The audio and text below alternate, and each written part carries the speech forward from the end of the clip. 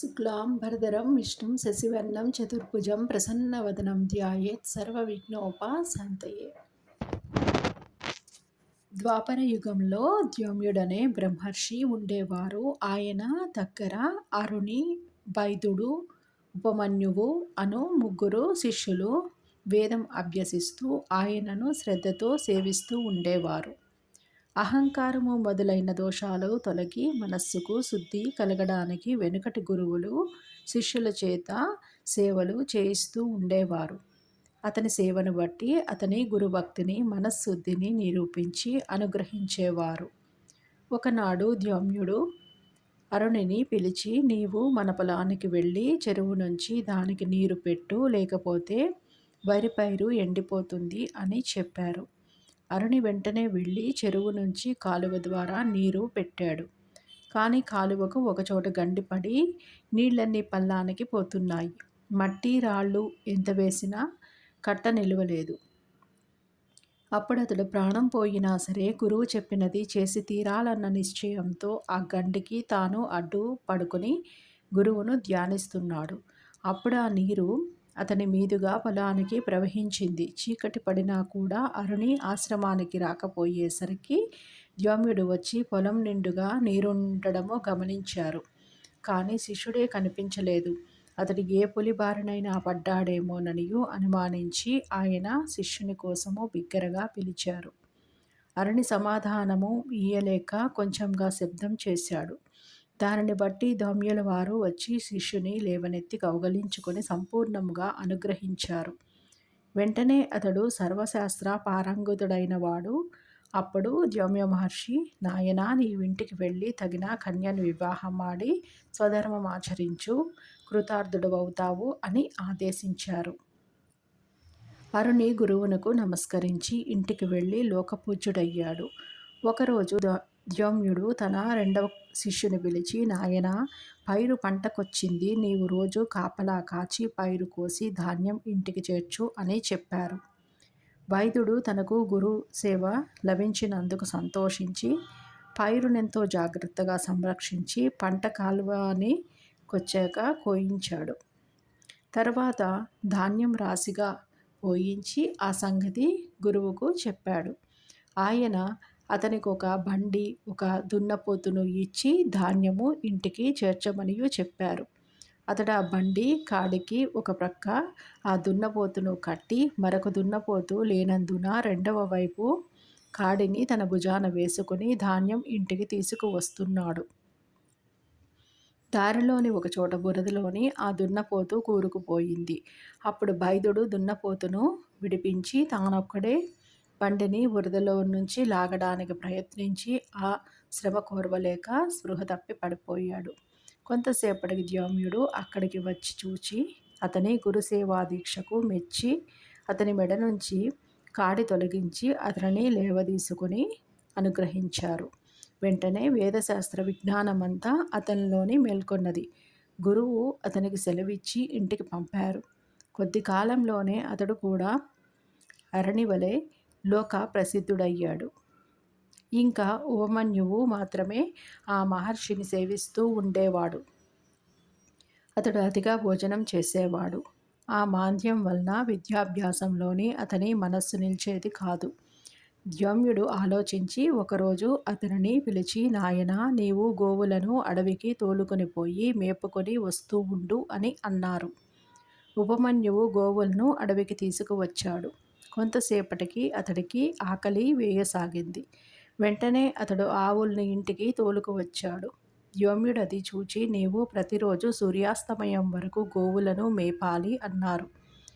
మరునాటి నుంచి ఆవులు మేస్తుండగా బాగా ఆకలైనప్పుడు అతడు స్నానము చేసి సంధ్య వార్చుకొని దగ్గరలోనే ఉన్న బ్రాహ్మణుల ఇండ్లలోని భిక్షం తెచ్చుకొని భోజనం చేయసాగాడు. అందువలన కొద్ది కాలానికి అతని శరీరానికి మంచి పుష్టి కలిగింది. అది గమనించిన ద్యుమ్నుడు ఒక రోజున అతనిని అడిగి కారణం తెలుసుకుని, నన్ను విడిచి భోజనం చేస్తున్నావటగా, నిత్యము నీవు చేసుకొచ్చిన భిక్ష నాకిచ్చి మరలా అతడిని అడవికి పోయి ఆవులను మేపుకొని రావాలి అని ఆజ్ఞాపించారు. ఉపమన్యువు అలా చేస్తుండడం వలన ఆకలి అతనిని ఎంతగానో బాధించేది. అతడు తాను మొదట తెచ్చుకున్న భిక్షను గురువుకు అర్పించి రెండవసారి భిక్ష తెచ్చుకుని తినసాగాడు. అందువలన అతడి శరీరం పుష్టిగా ఉండడం చూచి ధౌమ్యుడు కారణమడిగి తెలుసుకుని ఆ రెండవ భిక్షను కూడా తమకే ఇవ్వమనియు చెప్పారు. ఉపమన్యువు కొంచెమైనా బాధపడక అలానే చేసి ఆవుల దగ్గర దూడలు త్రాగగా మిగిలిన పాలు త్రాగి ఆకలి తీర్చుకోసాగాడు. అందువలన కొద్ది కాలంలోనే అతని శరీరం మరింత లావెక్కింది. ఒకరోజు ధౌమ్యుల వారు అందుకు కారణము అడిగి తెలుసుకొని, ఒరే పశువుల ఎంగిలి పాలు త్రాగితే పశువు వలె నీవు కూడా బుద్ధిహీనుడవవుతావు కనుక త్రాగవద్దు అని నిషేధించారు. ఆ మరునాడు ఆకలి వేస్తుంటే జిల్లేడు పాలు ఎంగిలివి కావనియు తలచి వాటిని ఒక దొప్పలోని పడుతుండగా ఆ పాలు అతని కళ్ళల్లోని చింది అతని కళ్ళు రెండు కనిపించలేదు. తర్వాత అతడు గోవులను వెతుక్కుంటూ పోతూ ఒక బావిలోని పడిపోయాడు. సూర్యాస్తమయమైన వేళ శిష్యుడింటికి రాకపోయేసరికి అతనిని వెతుకుతూ ధౌమ్యుల వారు అడవికి వెళ్ళారు. ఆయన కేక విని ఉపమన్యువు బావిలో నుండే సమాధానం ఇచ్చాడు. ఆ మహర్షి బావి వద్దకు వెళ్ళి అతని దుస్థితి తెలుసుకొని అశ్వనీ దేవతలను ప్రార్థించమనియు చెప్పారు. ఉపమన్యువు అలా చేయగానే అతనికి దృష్టి వచ్చింది. వెంటనే అతడు బావి నుంచి బయటకు వచ్చి గురువుకు నమస్కరించారు. ధౌమ్యుడు అతని గురుభక్తికి మెచ్చి అతని తలపై చేయి పెట్టి, నాయనా, నీ కీర్తి 4 దిక్కులా వ్యాపిస్తుంది.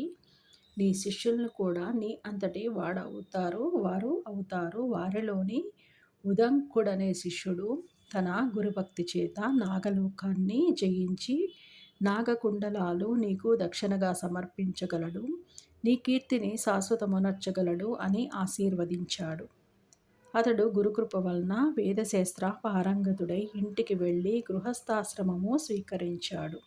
కాలాంతంలోని ధౌమ్యుల వారి ఆశీర్వాదము పూర్తిగా ఫలించింది. కనుక నాయన, గురుని అనుగ్రహంతోనే పొందలేనిది ఏదీ లేదు. గురుద్రోహం వలన ఇహపరాలలోని సుఖమే ఉండదు సరికదా. నీవెంత తిరిగినా వ్యర్థమే. కనుక నీవు వెంటనే వెళ్ళి నీ పూర్వ గురువునే ఆశ్రయించి ఆయనను ప్రసన్నం చేసుకో. ఆయన ప్రసన్నుడైతే నీకు వెంటనే మనసు స్థిరం అవుతుంది. శ్రీ గురుని మాటలు విన్న ఆ బ్రాహ్మణుడు, స్వామి, నేను అజ్ఞానం వలన గురుద్రోహము చేసిన మాట నిజమే. నేను చేసిన అపరాధాలు కూడా ఎన్నో.